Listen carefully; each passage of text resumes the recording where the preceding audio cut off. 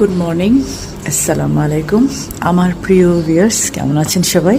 আশা করি ভালো। এখন আসলে অনেক সকাল। আজকে ঢাকায় আমার লাস্ট ডে। বিকেল 5টায় আমি এয়ারপোর্টে চলে যাব। তারপরে ভোর 1টায় হচ্ছে আমার ফ্লাইট। তো বাসার বেশিরভাগ লোকজন এখনও ঘুমে। তারপরে আমার যে ছোটো ভাবি আসছিল অপারেশনের জন্য, উনি এখন হসপিটালে। তো আপা গিয়েছে ডাক্তার সাথে কথা বলার জন্য। আমি এখন নাস্তা করব, শামসি আমাকে নাস্তা দেবে। আর কি বলবো, রেডি হয়ে লাগেজ নিয়ে হয়তো বা আবার আপনাদের সামনে আসবো। কেমন লেগেছে আপনাদের সব ব্লগসগুলো? এইবারে ঢাকা বাংলাদেশ ব্লগসগুলোতে আপনারা আপাকে খুব একটা দেখেননি, কারণ সে অন্য কাজকর্ম নিয়ে খুবই বিজি ছিল। তো আমার নিজের কাজকর্মগুলো সব আমাকে নিজেকেই করতে হয়েছে। আমি এখন নাস্তা খেতে বসবো, খুবই সকাল। নাস্তা খেয়ে তারপরে কিছু ভিডিও এডিটিংয়ের কাজ আছে, সেগুলো সারবো। এইবার বাংলাদেশে এসে আমি যতগুলো ভিডিও বানিয়েছি সবই আমি সাথে এডিট করে ফেলেছি, কোনো কিছু জমায়নি ফর ইউকে। কারণ ইউকেতে গিয়েই পরের দিন আমাকে কাজে ব্যাক করতে হবে, ওখানে গিয়ে রেস্ট করার কোনো টাইম নেই। এর বাসা খুবই এলোমেলো, আগের মতো অত সাজানো গোছানো না, কারণ অনেক মানুষ বাসায়। শামসিয়া অনেক বিজি রান্না বান্না কুকিং নিয়ে। আমি নেক্সট টাইম যদি ফ্রিজ কিনি তাহলে এরকম একটা ফ্রিজ কিনবো। সাইজটা খুব সুন্দর। এইদিকে সব ডিপ জিনিসপত্র, মানে ফ্রোজেন আর কি। যে একবার অনেক জায়গা। আমি নেক্সট টাইম যদি বাসা চেঞ্জ করি, আসলে আমার বাসা চেঞ্জ করতে হবে, কারণ এই যে বাসা আমি এখন আছি ইউকেতে, কোনো কিছু জায়গা হয় না। আমার জন্য আনারস এনেছিল, কিন্তু আমার গ্যাস্ট্রিকের একটা সমস্যা, সেই ভয়ে আমি আনারস খাই না। আর ইদানিং আমি সুগার খাওয়া বাদ দিয়ে দিয়েছি, যে খাবারে সুগার আছে সেটা আমি আর খাচ্ছি না, চেষ্টা করছি আর কি। আর চায়ে কফিতে তো চিনি খাই না, অনেক বছর হয়ে গিয়েছে। তো এখন চেষ্টা করছি খাবার দাবারও যত রকমের চিনির ভেজাল আছে সেগুলা আস্তে অফ করে দিতে। কইলাম সিদ্ধ আরে শামসিয়া বাদ দে। Thank you very much. আজকে আমার যাওয়ার দিন তো, শামসিয়ার অনেক মনে খারাপের জন্য ভুলভাল সব নাস্তা দিচ্ছি। আচ্ছা, অসুবিধা নেই, পোস্টটাই বেশি পছন্দ আমার। Thank you Shamsia. গতকালকে রাত্রে এত ঝড় তুফান হয়েছে, অনেকদিন পরে।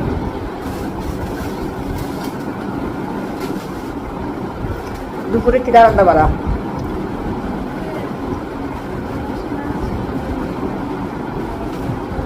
বাতাসি মাছ পোড়ালা তাই।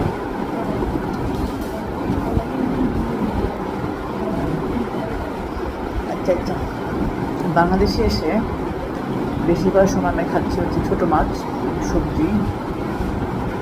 বড় মাছ তো কম খাচ্ছি ইচ্ছা করে। আমার ভাইয়ের মেয়ে সবাই ঘুমে, তো আমি আগে নাস্তা করছি। সকালবেলা এখানে পাখির কিচিরমিচির এত সুন্দর লাগে শুনতে। সব যতগুলো ব্লগ আমি করেছি সব এডিট করে আপলোড দেওয়া হয়ে গিয়েছে। ইংল্যান্ডে আমার কোনো কাজ নেই, কাজ আছে, কাজে যেতে হবে পরের দিনই। আমি ল্যান্ড করবো স্যাটারডে, সানডে থেকে কাজ। শামসিয়াকে প্লেটগুলো দিয়ে আসি। শামসিয়া বেগম, চা গরম।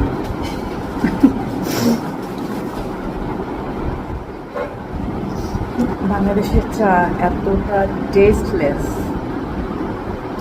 ইউকেতে আমি খেয়ে থাকি, ইয়র্কশায়ার টি ব্যাগস। একটা চা খেলে পরে না ঘুম যায় না, মানে ঘুমের একটা ভাব থাকে না, সেটা যাইতেই চায় না। তো এই জন্য আমি চা এখানে এসে খাচ্ছি চাচ্ছিলাম, ভালোই লাগে না। আমি বড় একটা বক্স টি ব্যাগস আনতে চাচ্ছিলাম, কিন্তু লাগেজে জায়গা হয়নি, কারণ আমি একা এসেছি। মানে এত ওয়েট প্রবলেম হয়েছে, আমার অনেক দরকারি জিনিস আমি রেখে আসতে হয়েছে ইউকেতে, আনতে পারিনি কোনোভাবেই। মানে ওয়েটে কাভার করে না, অনলি 25 কেজি। এটা খুবই সামান্য আমার কাছে মনে হয়। এখন যাওয়ার সময় লাগেজ বলতে গেলে মানে খালি, মাত্র 20 কেজি হয়েছে। গতকালকে রাত্রে শামসিয়াকে নিয়ে আমি আর ও একসাথে মানে লাগেজগুলো একটু মেপে নিয়েছি ওজন কত। তো ওজন দেখলাম 20 কেজি, আর ইউকে থেকে আসার সময় 30 কেজি হয়ে গেছে। কত কিছু যে এদিক সেদিক করতে হয়েছে। তারপর আলহামদুলিল্লাহ যা যা আনতে চেয়েছি মোটামুটি আনতে পেরেছি। এইবার কারোর জন্য তেমন গিফট টিফট আনা হয়নি, ওয়েট প্রবলেম।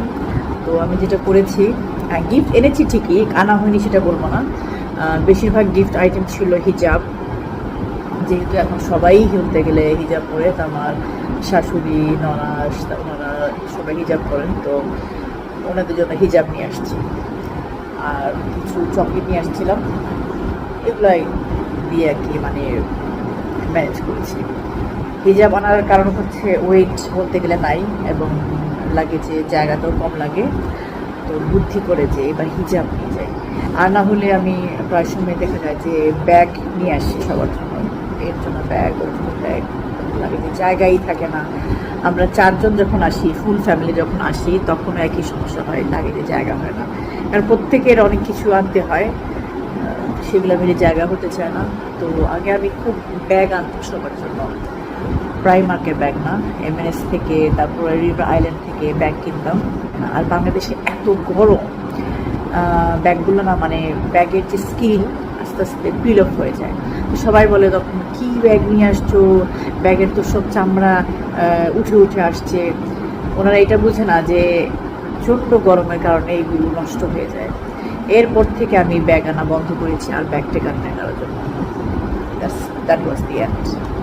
ওয়েট করছি, শামসিয়া দোকান আমাকে চা দিবে, মোটামুটি তন্দ্রা যাবে, তারপরে গিয়ে রুমে গিয়ে বসবো এই ভিডিওটা এডিট করার জন্য। কিছুটা হলে এডিট করে রাখবো, যেহেতু আমি একা আসছি, হাজব্যান্ড ছেলে মেয়ে কেউ সাথে ছিল না। তো আমার উপরে মানে তেমন কোনো কাজকর্ম ছিল না।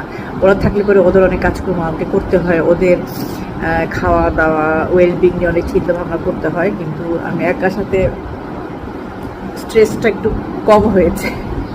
এগুলো শুনলে ওরা কী বলবে, ও আমরা সাথে ছিলাম না, তুমি খুব এনজয় করেছো না, কোনো স্ট্রেস ফিল করোনি। এটা স্বাভাবিক। একজন মানুষের এক চিন্তা, 4 জন মানুষের 4 চিন্তা, তাই না? চা গরম চলে এসেছে, thank you very much Shamsia Begum. আস্তা খাই লাগি, এই চায়ের ঘুমের নেশা কাটে না, খালি খাই আর কি। অতক্ষণে ইউকে যাব, গিয়ে আমি ইয়র্কশায়ার টি ব্যাগস দিয়ে ভিজিয়ে ভিজিয়ে দুধ দিয়ে চা খাবো। এখানকার দুধও মজা না, চাও মজা না। বাংলাদেশের ভিউয়ার্সরা রেগে যাবেন, ও বিদেশি হয়ে গিয়েছেন না, বিদেশের চা মজা লাগে, দেশের চা মজা লাগে না। আসলে হয়েছে কি আপুরা ভাইয়ারা বলি, সেটা হচ্ছে বাংলাদেশ এবং বিদেশের মধ্যে অনেক অনেক ডিফারেন্স, বুঝতেই পারছেন। ওরা হচ্ছে মানে ফার্স্ট ওয়ার্ল্ড কান্ট্রি, আর আমরা হচ্ছি থার্ড ওয়ার্ল্ড কান্ট্রির মানুষ। তো এখানকার খাবার ওখানকার খাবারের মধ্যে মানে কোয়ালিটির মধ্যে অনেক ডিফারেন্স তো হবেই, স্বাভাবিক। আগে যখন আসতাম ঢাকায়, তখন কিন্তু চা নিয়ে আমার তেমন কোনো প্রবলেম হয়নি, কিন্তু এইবার দেখলাম যে চা খেতেই পারছি না। মজা না একদম তা বলবো না, মজা, কিন্তু একটা পাওয়ারটা কম, মানে ঘুমের যে একটা থেকে জাগানোর যে একটা ইয়ে আছে পাওয়ার, সেই পাওয়ারটা নেই। আল্লাহ জানে আপনাদেরকে বুঝিয়ে বলতে পেরেছি কিনা। করে চাটা খাই।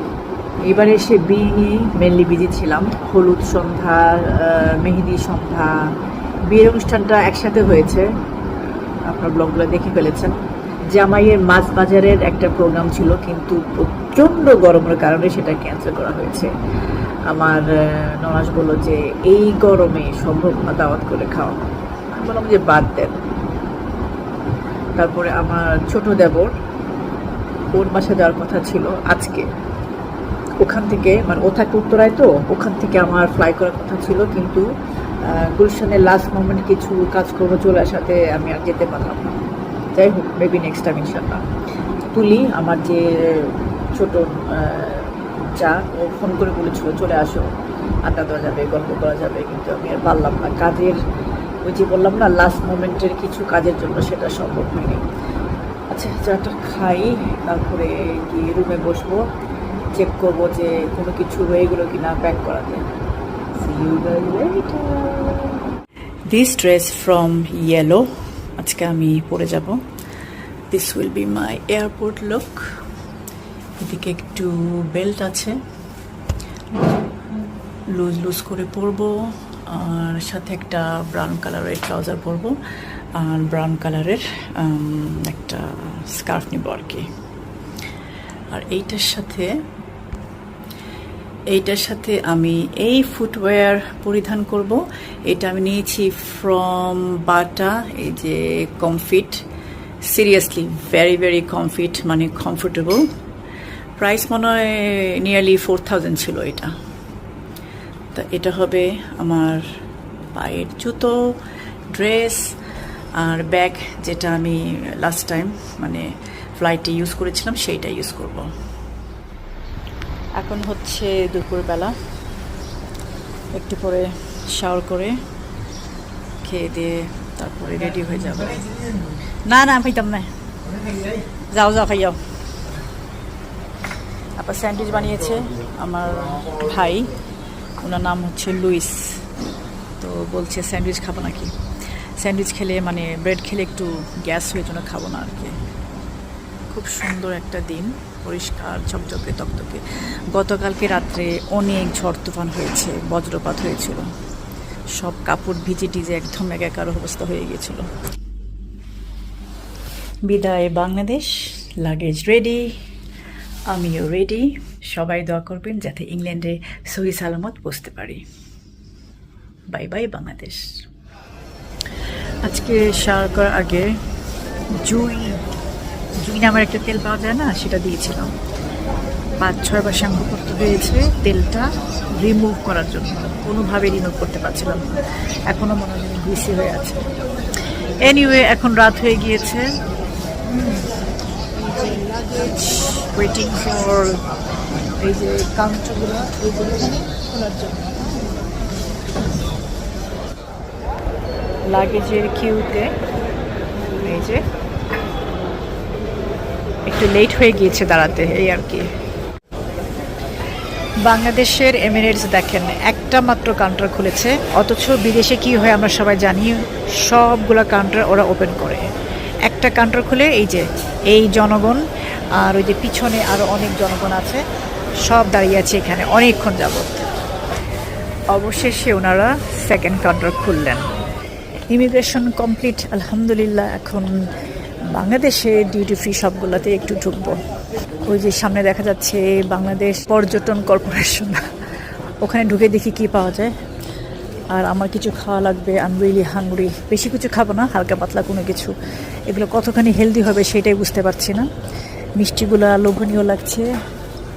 এই যে মিষ্টি নিব না, কেউ খায় না বাসায় মিষ্টি টিষ্টি। আচ্ছা এইটা একটু ঢুকি। নেক্সট টাইম যখন আমি ট্রাভেল করব একটা মোবাইলের মানে মোবাইল রাখার ব্যাগ কিনবো, কারণ পাসপোর্টটা হাতে রাখতে হয়, এটা একটু ঝামেলা মনে হয় আমার কাছে। সুন্দর কোনো জামা আছে নাকি দেখি। এইসব শাড়িটাই তো পরবো না। সেলার কামিজ আছে, শাড়ি আছে, কিছুই নাই। চলে যাচ্ছি এখান থেকে, এখন খাবার খাবো। Starving seriously. দুবাইতে যদি আল্লাহ আল্লাহ করে অন টাইম ল্যান্ড করতে পারি, তাহলে ডেফিনেটলি চকলেট শপিং করব, অন্য কোনো কিছু না, অন্য কোনো লাক্সারি আইটেম না। I will buy some chocolates for my kids. Chocolates বলতে ওই যে খেজুর থাকে না, খেজুরের ভিতরে অনেক ডিলিশিয়াস সব ফ্লেভারের চকলেট ভরা থাকে, সেগুলো কিনবো। আমার ছেলে অনেক পছন্দ। এখান থেকে কী খাওয়া যায়, কয়েকটা দোকান আছে। বার্গারটা তো একেবারেই সেফ মনে হচ্ছে না।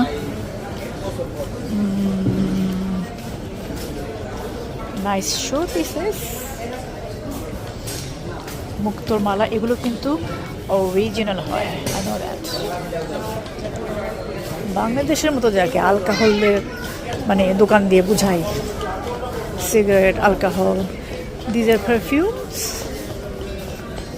এটার নাম হচ্ছে সুন্দরা, নাইস ক্লিন শপ। আমি বেসিক্যালি খাবার খুঁজিতেছি, কিন্তু কোনো খাবার দেখে আমার মনে হচ্ছে না, মনে হচ্ছে খেলে পরে পেটে ব্যথা করবে। মিষ্টি আছে, পিৎজা আছে, এগুলো কতক্ষণ ফ্রেশ হবে সেইটা আমি চিন্তা করছি। চিকেন স্যান্ডউইচ, ভাই এগুলো ফ্রেশ তো আজকের? ও আচ্ছা, মনে হয় একটা বার্গার ট্রাই করা যায়। বার্গার খেতে খুব ইচ্ছে করছিল, কিন্তু ওই ভদ্রলোক বললেন যে ওটা ঝাল হবে, তো ঝাল খেয়ে শেষে প্লেনে দেখা গেলো ঝামেলা হচ্ছে, এই জন্য নিলাম না। তো এটা খেয়ে দেখি কেমন। Bye bye Bangladesh. দুবাইতে ল্যান্ড করার পরে প্লেন থেকে আমাদেরকে সিঁড়ি দিয়ে নামানো হয়েছে, তারপরে একটি বাসে করে 25 মিনিটস ড্রাইভ করে টার্মিনাল 3-তে পৌঁছানো হয়েছে। ওকে, দুবাই পৌঁছে গিয়েছি, কিন্তু এখানে প্লেন ল্যান্ড করার পরে বাসে করে প্রায় 25 মিনিটস ড্রাইভ করে এয়ারপোর্টে পৌঁছতে হয়েছে। আল্লাহ জানে কোথায় আমাদের নামিয়েছে, মানে প্লেনটা কোথায় ল্যান্ড করেছে। তো এখন বার্মিংহামে যাওয়ার গেট নাম্বারটা আমি খুঁজে পেয়েছি, A12। এখানে আসতে আমাকে ট্রেন, ওয়াক, অনেক বড় বড় এসকেলেটার বেয়ে বেয়ে উঠে উঠে তারপর আসতে হয়েছে। মানে এত ঝামেলা করে এই জায়গাটায় পৌঁছেছি বলার মতন না। তো আমার কাছে প্রায় ঘন্টাখানেক সময় আছে। আমি আমার বাচ্চাদের জন্য কিছু চকলেটস কিনবো, দেখি আশেপাশে কি পাওয়া যায়।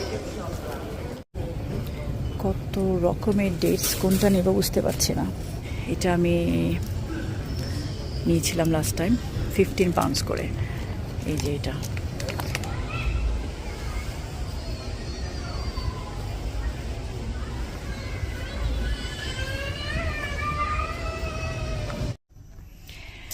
এখনই কিছুক্ষণের মধ্যে প্লেনে উঠে যাব। আর এই জায়গার মানে দুবাইয়ের ওয়াশরুমগুলো এত ক্লিন হয়, ও মাই গড, কি বলবো। তো এখন আপনাদের সবার কাছ থেকে বিদায় নিচ্ছি। আশা করছি আপনারা সবাই ঢাকা বাংলাদেশের অল দি ব্লগস খুব এনজয় করেছেন। Going home to Birmingham to my family. You all take care, love is. কী কী চকলেটস কিনেছি কুইকলি শেয়ার করছি।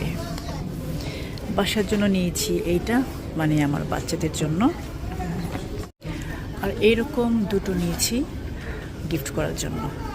প্যাকেজিংটা এত সুন্দর, দেখতেই কিনতে ইচ্ছা করে। চকলেট খাওয়ার চিন্তা কিন্তু পরে আসে।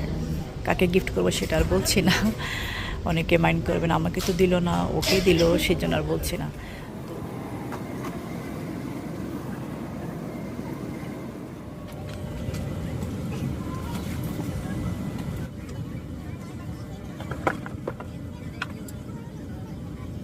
দুবাই টু বার্মিংহাম, এখানে ব্রেকফাস্ট সার্ভ করা হচ্ছে। লাঞ্চ আমি আর রেকর্ড করিনি, because I was feeling super tired. এমিরেটসের খাবার দাবার সুপার অ্যামেজিং। ল্যান্ড করার টাইম হয়ে গিয়েছে, আলহামদুলিল্লাহ we landed very safely. The whole journey was super smooth. ইংল্যান্ডে চলে আসছি, এখন তো মাথা কাপড় দিতেই হবে, কারণ বাইরে অনেক ঠান্ডা। আর আমার মেয়ে আমাকে নিতে আসছে, মাশাআল্লাহ বড় হয়ে গেছে। ফর দ্য ফার্স্ট টাইম মানে আমার মেয়ে এরকম একটা কাজ করেছে যে সে তার প্যারেন্টকে নিতে আসছে। Feeling really happy about it.